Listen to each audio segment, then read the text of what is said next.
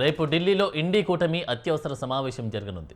తమిళనాడులో చోటు చేసుకున్న రాజకీయ పరిణామాల నేపథ్యంలో ఇండియా కూటమి సమావేశాన్ని బహిష్కరించాలని డీఎంకే నిర్ణయించింది. కాంగ్రెస్ పార్టీ పాల్గొనే ఈ భేటీకి వెళ్లే ప్రసక్తి లేదంటూ చెన్నైలోని డీఎంకే ప్రధాన కార్యాలయం అధికారిక ప్రకటన విడుదల చేసింది. తమిళనాడు అసెంబ్లీ ఎన్నికల తర్వాత కాంగ్రెస్ పార్టీ తమకు తీవ్ర ద్రోహం చేసిందంటూ డీఎంకే సంచలన ఆరోపణలు చేసింది. ఇండియా కూటమి ఏర్పడినప్పటి నుంచి డీఎంకే అధినేత ఎంకే స్టాలిన్ కీలక పాత్ర పోషించారు అని ఈ సందర్భంగా డీఎంకే గుర్తుకు చేసింది. ఇండియా కూటమి సమావేశానికి 15 ప్రతిపక్ష పార్టీల ప్రతినిధులు హాజరయ్యే అవకాశం ఉంది. ఇటీవల జరిగిన అసెంబ్లీ ఎన్నికల్లో ఇండియా కూటమిలోని 2 ప్రధాన భాగస్వామ్య పార్టీలైన పశ్చిమ బెంగాల్లోని టీఎంసీ, తమిళనాడులోని డీఎంకేకు ఎదురుదెబ్బలు తగిలాయి. అలాగే చీలిక సంక్షోభాన్ని ఎదుర్కొంటున్న తరుణంలో టీఎంసీ అధినేత్రి మమతా బెనర్జీ, ఆ పార్టీ ప్రధాన కార్యదర్శి అభిషేక్ బెనర్జీ కీలకమైన ఈ ప్రతిపక్ష సమావేశానికి హాజరవుతున్నట్టు తెలుస్తోంది.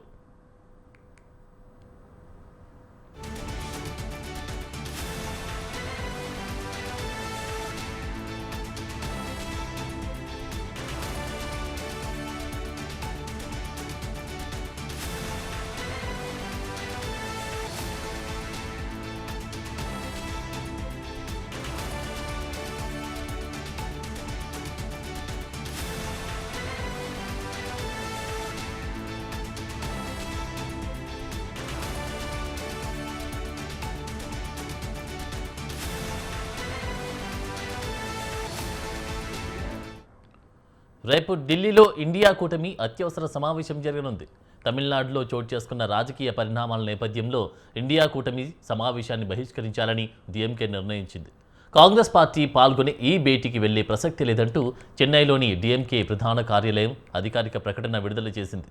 తమిళనాడు అసెంబ్లీ ఎన్నికల తర్వాత కాంగ్రెస్ పార్టీ తమకు తీవ్ర ద్రోహం చేసిందంటూ డీఎంకే సంచలన ఆరోపణలు చేసింది.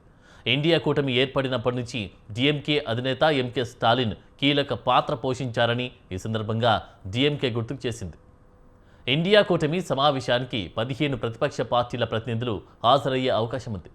ఇటీవల జరిగిన అసెంబ్లీ ఎన్నికల్లో ఇండియా కూటమిలోని 2 ప్రధాన భాగస్వామ్య పార్టీలైన పశ్చిమ బెంగాల్లోని టీఎంసీ, తమిళనాడులోని డీఎంకేకు ఎదురుదెబ్బలు తగిలాయి. అలాగే చీలిక సంక్షోభాన్ని ఎదుర్కొంటున్న తరుణంలో టీఎంసీ అధినేత్రి మమతా బెనర్జీ, ఆ పార్టీ ప్రధాన కార్యదర్శి అభిషేక్ బెనర్జీ కీలకమైన ఈ ప్రతిపక్ష సమావేశానికి హాజరవుతున్నట్టు తెలుస్తోంది.